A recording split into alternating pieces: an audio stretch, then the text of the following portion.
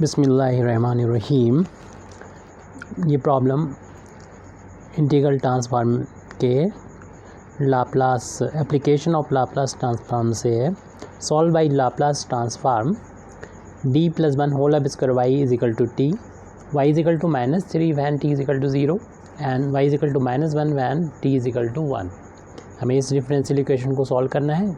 दो कंडीशन दे रखी हैं,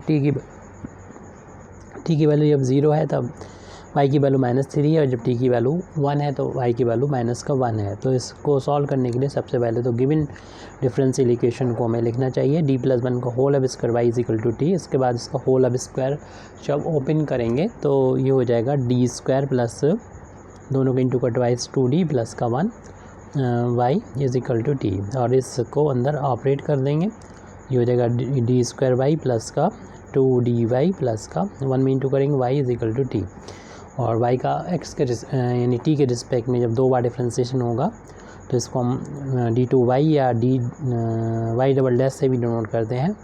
2 इसे dy को एक बार डिफ्रेंसिएशन हो रहा y डैश से डिनोट कर लें, y is equal to t, और फिर दोनों तरफ लाप्लास ट्रांसफॉर्मेशन को अप्लाई कर देंगे, यानी taking Laplace transform of both sides, इससे हमको मिलेगा लाप्लास अप्लाई होगा लेफ्ट हैंड साइड पर और राइट हैंड साइड पर। उसके बाद इस लीनियर प्रॉपर्टी का यूज़ करते हुए लाप्लास की इसको तीनों पर ऑपरेट कर देंगे। लाप्लास ऑफ यहाँ पर अप्लाई होगा y डबल डैश प्लस यहाँ पर जब अप्लाई करने जाएंगे तो 2 इंटू में है तो कांस्टेंट को बाहर ले लेंगे लाप्लास की लीनियर प्रॉपर्टी से, y डैश हो जाएगा प्लस लाप्लास ऑफ ये y है तो उसको लिख दिया। राइट हैंड साइड में 1 का लाप्लास की वैल्यू में फार्मूला याद होना चाहिए 1 अपान इसमें s या p जो भी यूज़ करते हैं वो यूज़ कर लें, बस एक ही रहना चाहिए। हमने p का इस्तेमाल किया है। और जब सेकंड डेरिवेटिव होता है तो उसको हम लाप्लास सेकंड डेरिवेटिव का लाप्लास अगर लिखना हो तो 2 बार है तो p की पावर भी 2 लेंगे और l बाई कर देंगे, यानी बिना डिफ्रेंसिएशन का। उसके बाद माइनस का साइन आता है और इसकी पावर 1 कम कर दी जाती है, 2 है तो 1 कर दिया, 1 लिखेंगे नहीं, और फिर y की वैल्यू 0 पर। उसके बाद यहाँ पर माइनस फिर इसकी पावर 1 और कम करेंगे, यानी 1 है तो 0 हो जाएगी, यानी 1 आ जाएगा, 1 लिखेंगे नहीं, और y का डिफ्रेंसिएशन और इसकी भी वैल्यू 0 पर। ये तो इस सेकंड डेरिवेटिव के लाप्लास की वैल्यू हो गई। इसी तरीके से फर्स्ट डेरिवेटिव की भी लाप्लास की वैल्यू निकालेंगे तो p की पावर उतनी करेंगे जितना कि डिफ्रेंसिएशन हो रहा है एक बार, यानी 1 पावर, फिर ly तो रह गई और माइनस रहेगा, इसकी 1 पावर कम करेंगे, 1 है तो 0 हो जाएगी, यानी 1 पावर 0 हो जाएगी, और p की पावर 0 यानी 1 हो जाएगा, और उसके बाद y की वैल्यू 0 पर। बस यहाँ पर ये कंप्लीट हो गया इसकी वैल्यू। और फिर इसको लास्ट में ly को हम लिख लेंगे, और राइट हैंड साइड में लिखा हुआ है 1 अपान पी स्क्वायर, को नोट कर दें। अब हमें कुछ वैल्यू दे रखी थी उसको यहाँ लिख देंगे, जैसे कि ये हमको दे रखा था शुरू में y -3 t equal to 0।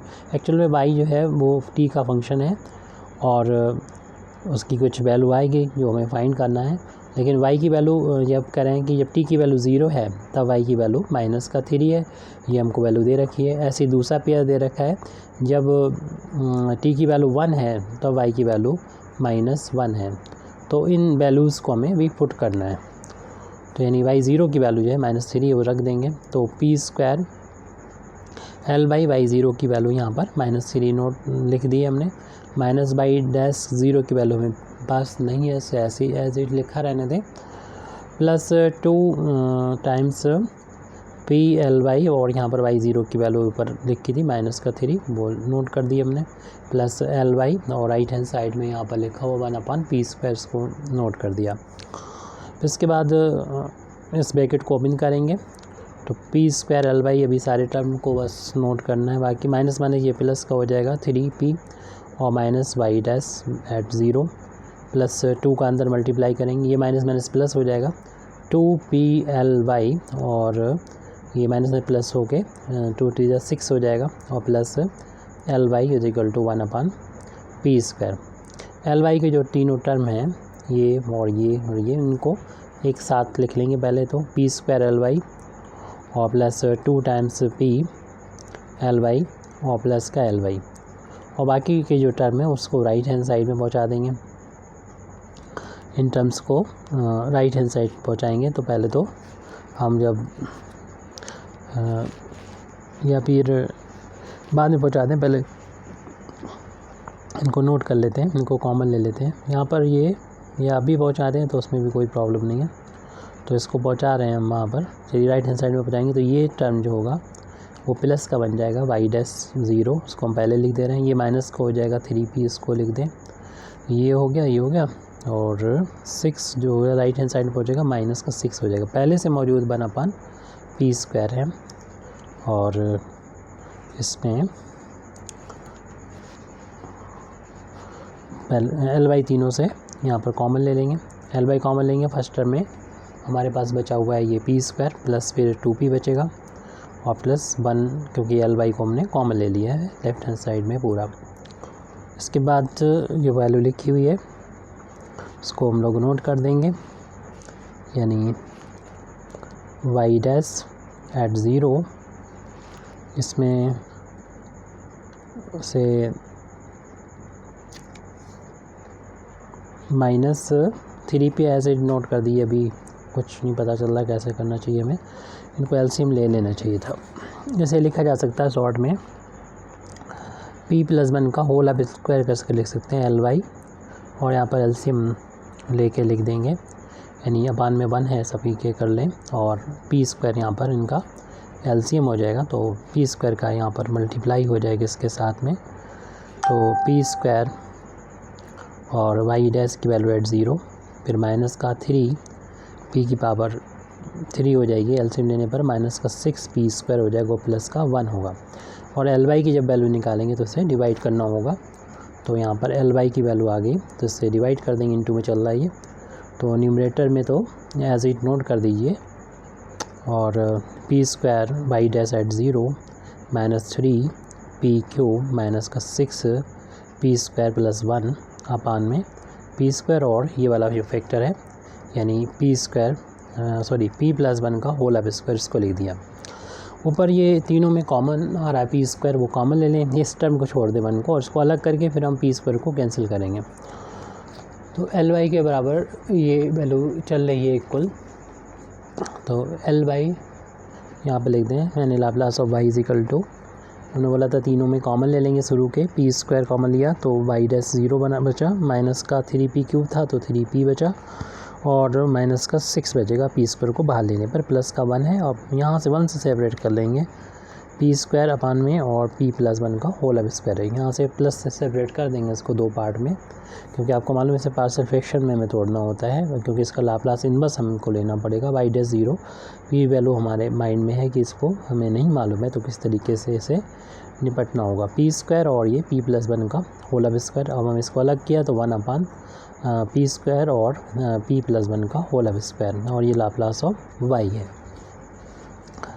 p square से p स्क्वायर यहाँ पर कैंसिल हो गया, और अगर इनमें से अगर हम कॉमन ले लें, माइनस का 3 है, लेकिन इसको फिर हमें थोड़ा अलग तरीके से लिखना पड़ेगा, यानी 3 p + 1 बन जाएगा अगर हम इसमें से इसके 2 पार्ट कर दें। एक पार्ट जो 3 यानी 6 है, इसके 2 पार्ट कर दें, -3 कर लें, एक जो -3 वो इसके साथ में लिख दें, यानी वाई डैश 0 -3 के साथ में, और दूसरा जो है वो 3 -3 ये लिख दें, यानी -6 के 2 पार्ट कर लिए ऐसे, अपान में p + 1 का होल अब स्क्वायर है। यहाँ पर p + 1 बन जाएगा अगर हम 3 कॉमन ले लेंगे, इसके पार्शियल फ्रैक्शन हम लोग अलग से करके यहाँ पर पुट कर देंगे। फ़िलहाल अभी हमें लाप्लास ऑफ y की वैल्यू फाइंड करनी है, और इसको भी हम अलग अलग करके लिख सकते हैं, इसको एक ब्रैकेट में कर लें, यानी ये अपान ये कर देंगे, ये अपान ये कर देंगे,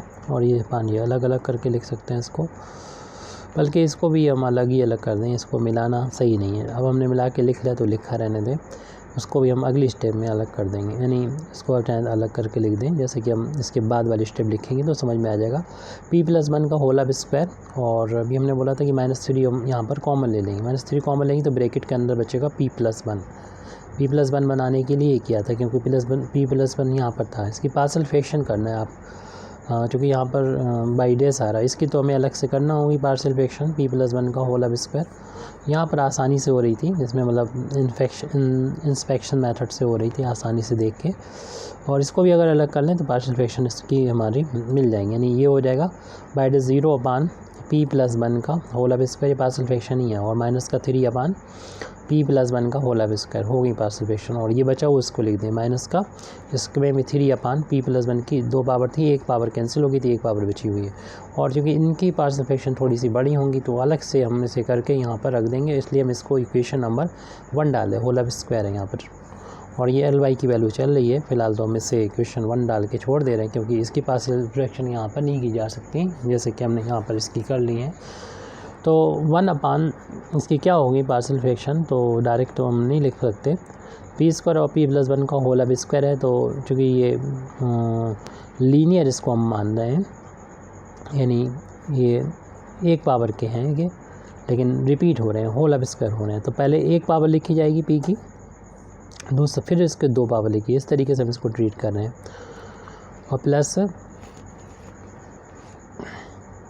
फिर इसकी 1 पावर लिखी जाएगी, सॉरी यहाँ पर ऊपर जो है हमें पार्शियल फ्रैक्शन के जो कांस्टेंट होते हैं a b c रखना पड़ेंगे। तो यहाँ पर इसका भी क्या हो जाएगा, क्योंकि लीनियर है तो a b c की फार्म में ही आएंगी, और पहले 1 पावर रखी जाएगी और उसके बाद 2 पावर रखी जाएंगी p+1 का। जितनी भी पावर होती है 1 से शुरुआत करते हैं, 1 2 3 4 ऐसी होती है। पार्शियल फ्रैक्शन के लिए अलग से अगर प्रॉब्लम हो तो डिमांड कर सकते हैं। फिलहाल हमने इनकी पार्शियल फ्रैक्शन रख दिए, इसको मानते हुए कि p की पावर 2 है, यानी है p की पावर 2, तो पहले 1 पावर लिखेंगे फिर 2 पावर, क्यूब होता है तो 1 पावर 2 पावर 3 पावर इस तरीके से लिखते हैं। उम्मीद है समझ में आ गया होगा।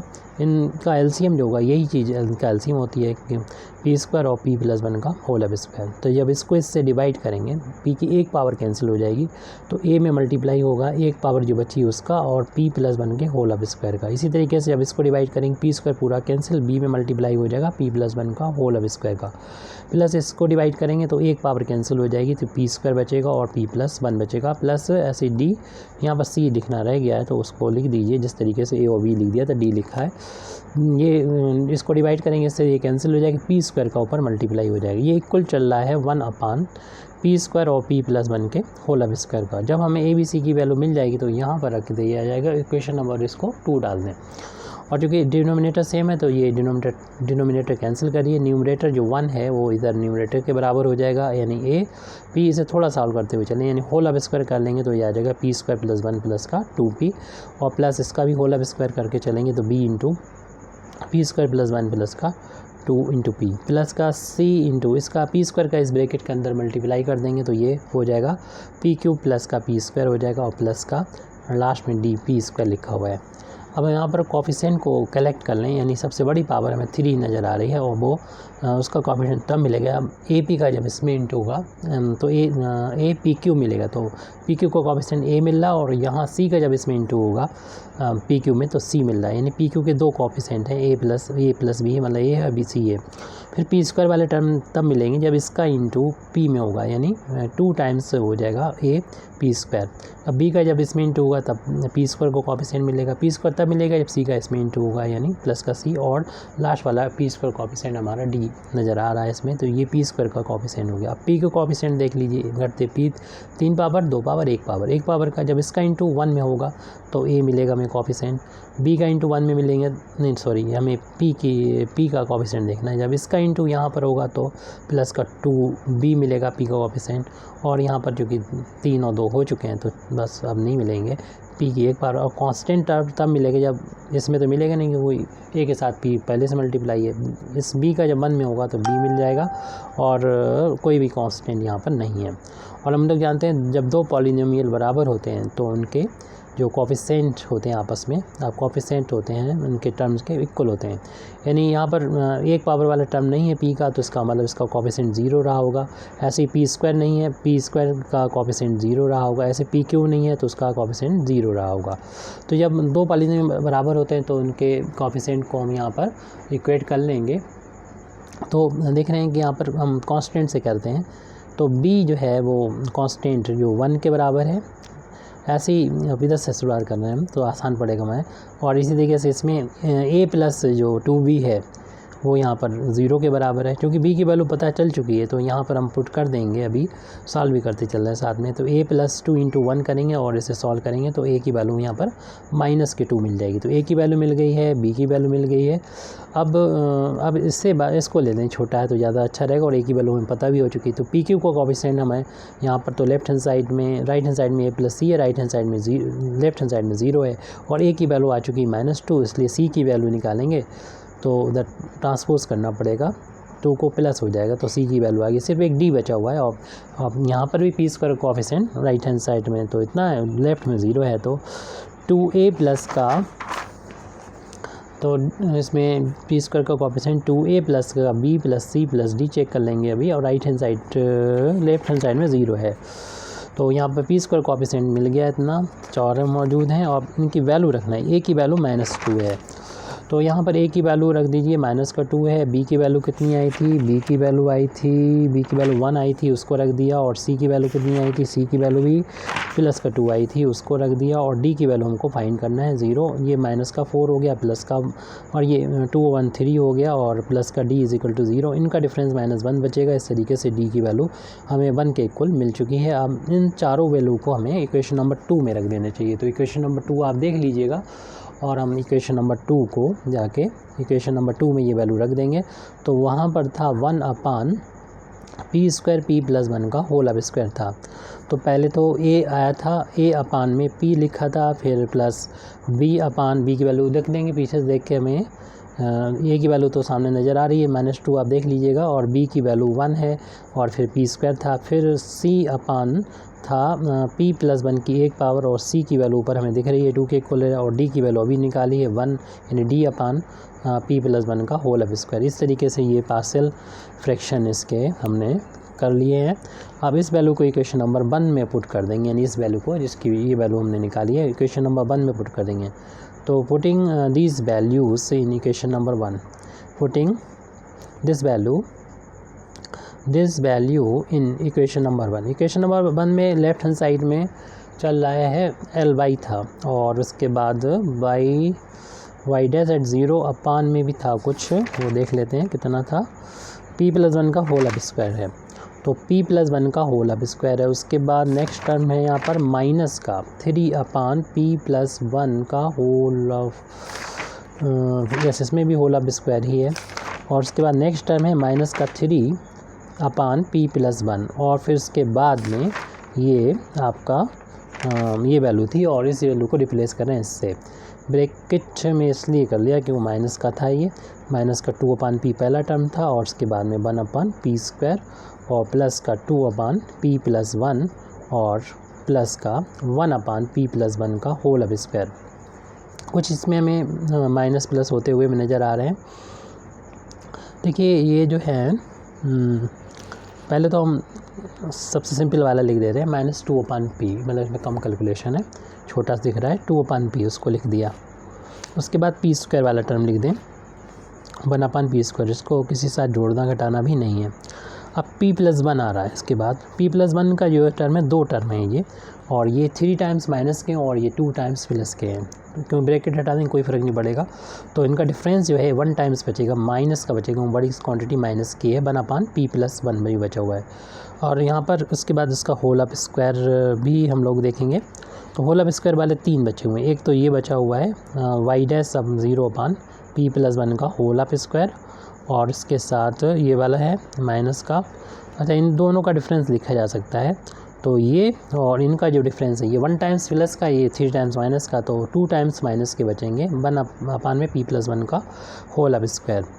अब इनको जो है हम लोग मिला के लिखना जो है वो ज़रूरी हो जाएगा। पार्शियल फ्रैक्शन हमारे कंप्लीट आ चुके हैं। हम 2 काम यहाँ पर करेंगे। जब y की वैल्यू निकालेंगे तो लाप्लास को राइट हैंड साइड में ले जाना पड़ेगा, यानी हमारा लाप्लास इन्वर्स में कन्वर्ट हो जाएगा। ये टोटल वैल्यू है इसका। दूसरा काम इनको मिला के लिख देंगे, तो -2/p हो गया प्लस 1/p² हो गया, -1/p + 1 हो गया, और इन दोनों को मिला के एलसीएम ले लेंगे, मतलब p + 1 का होल अब स्क्वायर। ये y डैश एट 0 -2 ये वैल्यू हो गई है। अब लाप्लास की इन्वर्स की जो लीनियर प्रॉपर्टी है उसका यूज़ करते हुए यहाँ पर इन चारों टर्म पर इसको अप्लाई कर देंगे। तो सबसे पहले तो हम इस वाले टर्म पर ये लाप्लास को अप्लाई करने जा रहे हैं। तो यहाँ पर चाहे तो -2 कांस्टेंट है, तो आप -2 को यहाँ पर बाहर ले लीजिएगा और लाप्लास इनवर्स सिर्फ यहाँ 1 का इंटू मान लें तो 1/p पर लाप्लास लग जाएगा। और इसी तरीके से यहाँ पर लाप्लास इनवर्स 1/p² पर लग जाएगा लाप्लास, और यहाँ पर भी लाप्लास इनवर्स लग जाएगा। और इस टर्म को हम थोड़ा सा इस तरीके से लिख देंगे कि p माइनस का 1, क्यों माइनस माइनस प्लस हो जाएगा, और इसमें हम डायरेक्ट फिर फार्मूला होता है वो अप्लाई कर देंगे।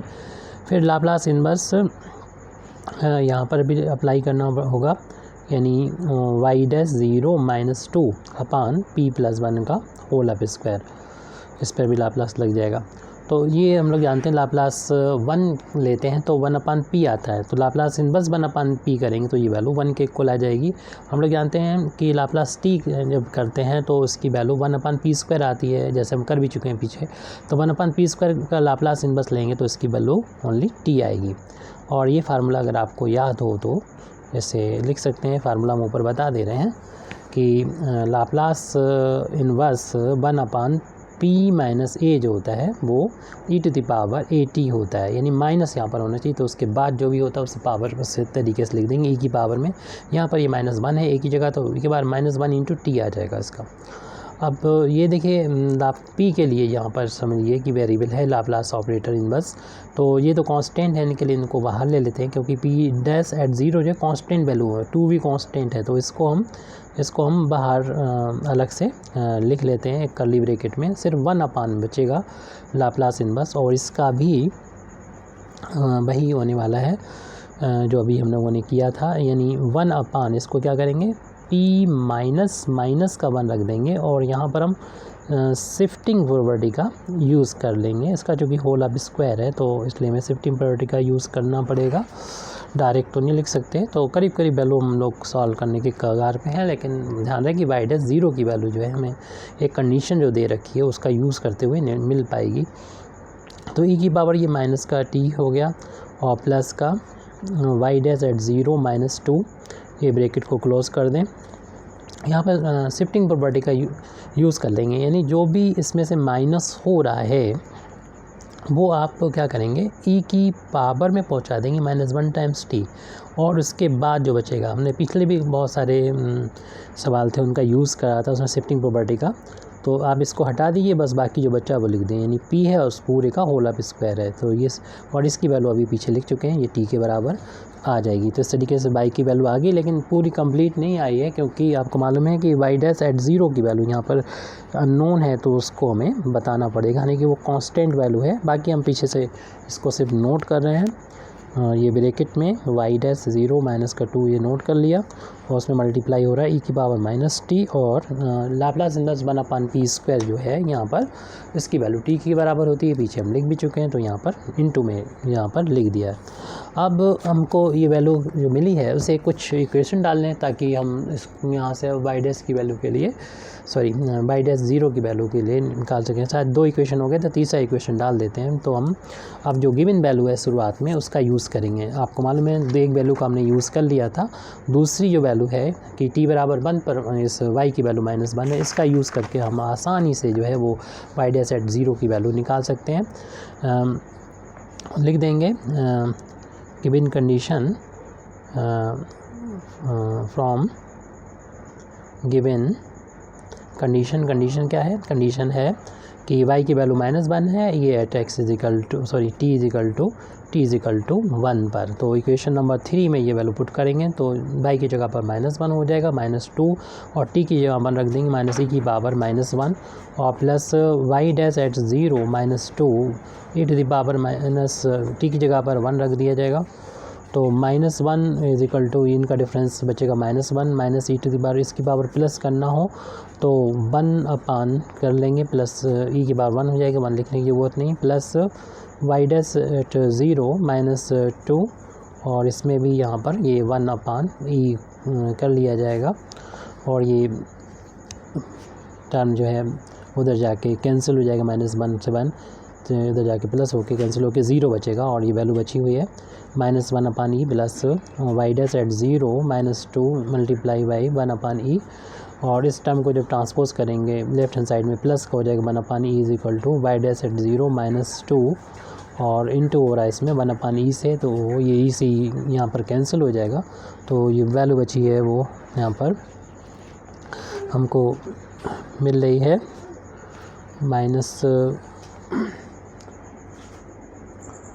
तो लेफ्ट हैंड साइड में ये 1 बचा हुआ, राइट हैंड साइड में वाई डैश एट 0 माइनस 2 है, 2 को उधर ट्रांसपोज कर देंगे तो 1 + 2 वाई डैश एट 0 की वैल्यू मिल जाएगी। वाई डैश एट 0 की वैल्यू 3 के इक्वल आ गई। इसे इक्वेशन नंबर 3 में पुट कर देंगे, putting this value, putting y dash 0 at 3 in equation number 1, इससे में वाई की वैल्यू मिल जाएगी इन इक्वेशन नंबर 3। तो वाई की वैल्यू आ चुकी है -2 और प्लस का टी पहले से मौजूद है, ये सारी वैल्यू मौजूद है इक्वेशन नंबर 3 में, और बस वाई डैश की वैल्यू पुट करना है।